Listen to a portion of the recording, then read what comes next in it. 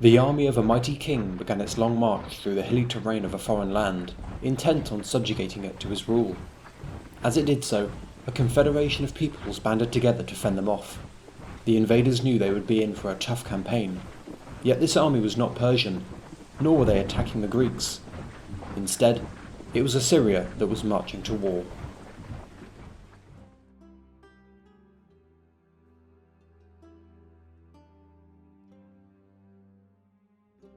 The conflict between the Greeks and the Persians is one of the most famous of all time. Punctuated with mighty battles and legendary campaigns, filled chock full of colourful characters both heroic and villainous, and immortalised for all time in our very first history. It needs no introduction, although I guess I'm giving it one anyway. It is one of the most important sagas in history. Our story, however, starts far from the cities of Athens or Sparta and the bloody battlefields of Marathon or Thermopylae. Further beyond even the great waterways of Mesopotamia, in the Zagros Mountains and the hills of Iran. By the 7th century BC, these hills were inhabited by myriad Iranian tribes. Formerly nomadic, they migrated into the region and retained their prowess for horse taming long after they settled, finding the rich valleys amidst the hills of Iran to be the perfect place for pastoral activities. As such, they bred some of the finest horses in the world, with the creme de la creme being the fabled Nisaean steeds, bred by the Medes of northwest Iran. Fiercely strong and fast, they were coveted throughout the ancient world as the best cavalry of their day. They were viewed with an especially envious eye by the neighbouring Assyrian Empire, which for the past 300 years had dominated the Fertile Crescent. In their efforts to subjugate Media, the kings of Assyria led campaign after campaign into the region, until they finally forced the region to kneel under the yoke of Ashur. The mighty Nisaean steeds that Media provided as tribute greatly reinforced the empire's cavalry arm, and ensured its continued dominance over the region. As the years passed, however, and the 8th century gave way to the 7th, that dominance seemed less assured. The Medes united under one ruler and began to give the Assyrians more and more trouble, until they finally squirmed out of imperial control in the mid-7th century. The balance of power shifted one final decisive time in 615, when the Median king Cyaxares swept down from the Zagros with his horsemen to join the Babylonians in their all-out assault on Assyria. Their combined might proved to be irresistible, as after just 3 years they had reached the imperial capital of Assyria, Nineveh. They took a leaf out of the notoriously brutal Assyrians book and annihilated the city, shattering the power of the empire. To the victors went the spoils, and the Medes, once backwater tribesmen, suddenly found themselves catapulted to the status of world superpower alongside the Babylonians. Not content with this upgrade, they began warring with neighbouring powers, and soon enough they had established an empire that stretched from Anatolia to Arachosia. Cyaxares was succeeded by his son, Astyages, in 585, but the circle of empires could be swift and merciless, and the dominion that the Medes had so rapidly and recently won could be lost just as quickly. And now we can finally turn to the Persians themselves. Enter Cyrus, son of Cambyses, the king of Persia and vassal of Media. He had the magic combination of mercy, ambition and genius that made for a great king, and over the course of his life he would build an empire that would outshine all those who came before it. Right now, however, Persia was in much the same situation that Media had been decades prior, a largely backwater kingdom bending the knee to a greater power. But all that was soon to change. Trouble was coming to Media. The aristocracy of Media was becoming increasingly restless and dissatisfied with the state of affairs. In the centuries after his death, Astyages would gain a pretty bad reputation, with sources such as Herodotus presenting him as a cruel and paranoid tyrant. Now, while Astyages probably wasn't the monster Herodotus makes him out to be, he was nevertheless unpopular with the nobility for a few reasons. This was mainly due to the fact that, now he was the king of a mighty empire, he was not content to rule it as if he was a backwater tribesman. The kingdom had become increasingly centralised, much to the disdain of the horse-riding, freedom-loving aristocracy. Combined with what was probably an alienating personality, Astyages was quickly becoming intolerable for the aristocracy, and they began to agitate for a new ruler. In Herodotus' account, Astyages had a dream about his daughter, Mandane, in which he quite literally pissed up a storm which flooded all Asia. Shaken by this dream, he took it to his magi, who said that this was no mere dream, but a premonition of evil to come. Seeking to ensure that nothing ever came of Mandane's children, he married her to Cambyses, the Persian king, and a man who Astyages assumed would be of little importance on the Median stage. Then, however, he was struck with a second dream. This one, much like the first, revolved around Mandanae, but in this dream vines sprouted from her genitals, which grew to put all of Asia in their shadow. Astyages hardly needed a magi to tell him what such a premonition could mean. Her children would cause serious trouble for him unless they were dealt with. Soon enough, Mandanae had a son. She named him Cyrus. The crisis that loomed was best killed in its crib, so to speak, so Astyages sent his right-hand man, Harpagus, to dispose of his grandson. Harpagus, however, did not have infanticide on his bucket list, so he covertly disobeyed his master's orders by leaving baby Cyrus with a shepherd. Cyrus grew to be a wise and commanding child, eventually alerting Astyages that his grandson was well and truly alive through his wisdom, which was beyond his years. Recognizing that Harpagus had betrayed him, Astyages had his revenge by cooking Harpagus' son into a pie and secretly feeding it to him, only then to reveal the full revolting truth. After a bit of dodgy counsel from his magi, Astyages let Cyrus go back to Persia, where he ascended to the throne in 559, or so the story goes. Astyages soon came to regret this brief spasm of mercy, and in 553, war finally erupted between Cyrus and Astyages, with Persia rising in revolt and the Median king marshalling his forces to deal with his meddlesome grandson once and for all. With his greater resources, Astyages' victory seemed all but inevitable, but then, in 550, several of Astyages' contingents purposely refrained from joining in the battle, and the Median army was routed, leaving the Median king at Cyrus's mercy, and granting victory to the Persians. The defection was supposedly facilitated by the machinations of Harpagus, who was eager to get revenge on his king.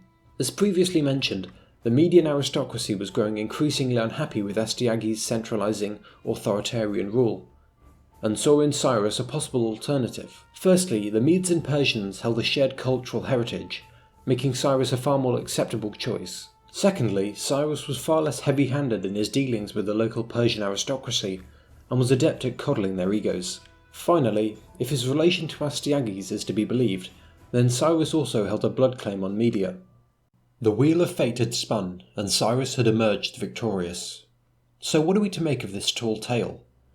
By the time Herodotus wrote this down, the tale of Cyrus's early life had been obfuscated by myth and Persian propaganda, so embellishments are rife, with details such as Cyrus being abandoned on a hillside and subsequently picked up by a shepherd being eerily reminiscent of the myth of Oedipus. Furthermore, it seems frankly stupid that Astyages would put Harpagus in command of the army after murdering his son in such a horrid fashion. Unfortunately, beyond mere speculation, it seems unlikely that these events will be pulled into any clearer focus. Upon his victory, Cyrus marched into the capital of Media, Ecbatana, and showed why he would grow to be such a good ruler. Going against the grain of the time, Cyrus was merciful in victory, and even granted the Medes certain privileges throughout his new empire. His tact would show its worth over the years, with the Medes being the backbone of the empire. According to Herodotus, he also spared Astyages' life and allowed him to die in peace several years later. Cyrus's clemency would be one of the defining characteristics of his rule, and this will not be the last time we see it. Merciful he may have been, he was still a warlord, and almost immediately Cyrus set about expanding his domain at the expense of his fellow kings. The first to fall would be the kingdom of Lydia. Currently ruled by the fabulously rich Croesus, Lydia was one of the most powerful kingdoms in the world, and was used to throwing its weight around. After the abrupt collapse of Median power and the rise of the Persians, Croesus began eyeing up his neighbour's new land, and duly led an invasion in 547. A further motivation for Croesus' attack was that he was the brother-in-law of Astyages. Cyrus gathered an army in response and marched to defend his lands. The two kings fought an indecisive battle, but soon the weather began to turn. With winter oncoming, Croesus decided to retreat for the time being and return to his capital in Sardis. The Lydian capital was so far removed from the border with Persia that Croesus was confident that Cyrus could not reach him, even disbanding his forces for the winter. But Cyrus was no ordinary king. Urged on by their king, the Persians soldiered through the icy cold and marched through Lydia at lightning pace. Croesus was caught with his pants down at Sardis, where a battle was fought, his forces were swept aside, the capital was stormed, and the Lydian king was killed. Lydia's days as an independent kingdom were at an end, but, once again, Cyrus was merciful in victory. The Lydians were not as grateful as the Medes though, and rose in revolt once Cyrus had left for home. Cyrus was fond of the carrot but had no qualms about using the stick when necessary. Troops were sent back west to quell the revolt. Cyrus was eventually convinced to grant mercy to most, but he came down hard on the traitorous ringleaders themselves, and the dissent was quickly stamped out. This episode in Cyrus's reign also marked the first contact between the Persians and a strange and foreign people that ringed the Aegean Sea, the Yauna. The cities of the Yauna had been subjugated by Croesus a few years prior, and Cyrus had tried to encourage them to revolt against the Lydians, but they refused. Since he was in the area, Harpagus decided it was time to punish the Yauna, and soon he had forced their submission to Persia, although some chose to flee instead of falling to their new overlords. By and large, though, the cities of the Yauna bent the knee to Cyrus as their lord and master. The Yauna cities in Asia Minor called their strip of coast Ionia, which is where the Persians got the word Yauna from, but today we know these Yauna as the Greeks, and their entanglement with the Persians was just getting started, but that's for another video. Cyrus, meanwhile, still hungry for fresh conquest, was spreading Persian dominion ever northeast, into the lands of the mysterious Scythians, but before long he was back, and his gaze turned south to the greatest city in the world, Babylon. As both the apex and wellspring of civilization, Mesopotamia was the ultimate prize for Cyrus.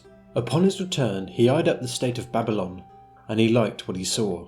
Its current ruler, Nabonidus, had sparked controversy throughout the realm for his religious policies. The prime god of Babylon, Marduk, had been relegated in favour of the moon god Shin. The priestly class was appalled at this brazen flouting of their traditions, and Cyrus smelt an opening. Launching his invasion of Mesopotamia in 540, he supplemented his powerful land army with characteristically deft propaganda. As he marched, he marketed himself as the favourite of Marduk, and the restorer of the traditional Babylonian gods, as a liberator, not a conqueror. In this way, he showcased perhaps his most useful talent, his ability to use local cultures and traditions to his benefit. To the Babylonians, he was the favourite of Marduk. To the Greeks, he was the friend of Apollo. To the Jews, he restored their ancient homeland and was accordingly known as a messiah. He had many different hats, and wore them all with convincing sincerity. Mercy and tolerance, not slaughter and suppression, would be the watchwords of his new empire. The fruits of this policy were quick in showing themselves. Many Babylonian towns threw open their gates to him instead of fighting for a heretic king, and Nabonidus' forces were trampled by the Persian war machine. Babylon itself finally succumbed to the Persians through an ingenious scheme devised to take advantage of the city's position on the Euphrates. Making use of an older artificial lake, the Persian engineers diverted a large amount of the river's flow and greatly reduced the water levels to such a low that the river could now be waded through on foot. This was timed to coincide with a large Babylonian festival which distracted the defenders, so as night fell, the Persians simply forded the denuded river and entered Babylon via the Euphrates. The defenders, busy enjoying their festival, were caught unawares and didn't know what was happening until it was too late. But as with elsewhere, so it was with Babylon. Cyrus peacefully entered the city, announcing that order had been restored and the people could rest easy. The idols that Nabonidus had insulted were returned, and public works got underway. The priestly class of Babylon, overjoyed at the triumph of Marduk, would be a great asset in Cyrus's rule over Mesopotamia, and ensured that the people remained docile. With Babylon added to his ever-growing empire, Cyrus could look back on a truly startling career. Raising Persia from the status of backwater kingdom, he had conquered the greatest empire that the world had yet seen, and he did so as a bastion of tolerance and mercy. The warlord inside of him, though, never ceased to yearn for further glory and plunder, and as he neared his 70th year, it was in the pursuit of foreign conquest that Cyrus the Great, King of Kings, would finally meet his maker. He had fought the nomadic tribes of Central Asia before, but once again he was leading armies north against the Massagetae. Coming off a career of startling successes, he predicted an easy victory, but in doing so he reckoned without the leader of the Massagetae, Tomiris. The widow of the previous king, she was determined to protect her homeland and offered Cyrus peace, which he, unsurprisingly, refused. The Persian king eventually decided upon a policy of deceit to destroy the Scythians. To this end, he filled his camp with treasure and laid a feast out for them. Then he marched his main army out the camp, leaving only a skeleton force to defend it. The Massagetae, sensing easy glory and plunder, duly launched a savage assault on the camp, and stormed it with much bloodshed. As they ransacked the camp, the Scythians got bogged down in the vast Persian loot and got drunk on the Persian wine, and were caught with their pants down when Cyrus returned and struck like a bolt from the blue, annihilating their force and capturing Tomyris's son. The warrior queen was outraged at the deception, and her mood probably wasn't improved when she learned that her son had killed himself during captivity. She brought the full force of her host to bear against the invader. In the words of Herodotus, battle was joined when the two sides rained arrows down upon one another from a distance. Then, when all their missiles were spent, they clashed and grappled together in close combat. The slaughter was prodigious, but when the sun set on that dusty plain, the Massagetae were victorious. Among the dead was Cyrus the Great. Tomyris searched the battlefield for his corpse, and when she found it, she cut off his head and dunked it in a wineskin filled with blood. So perished the most powerful man the world had ever seen up until that point. What can be said about Cyrus that hasn't been said before? As a conqueror, the only ancient figure that eclipses him is Alexander himself, but Cyrus, unlike Alexander, would make an empire that stood the test of time. Through a unique blend of military genius, administrative prowess, tolerance and virtue, he forged an empire that would rule as the world's most powerful for 2 centuries. And he leaves a legacy that lives on to this very day.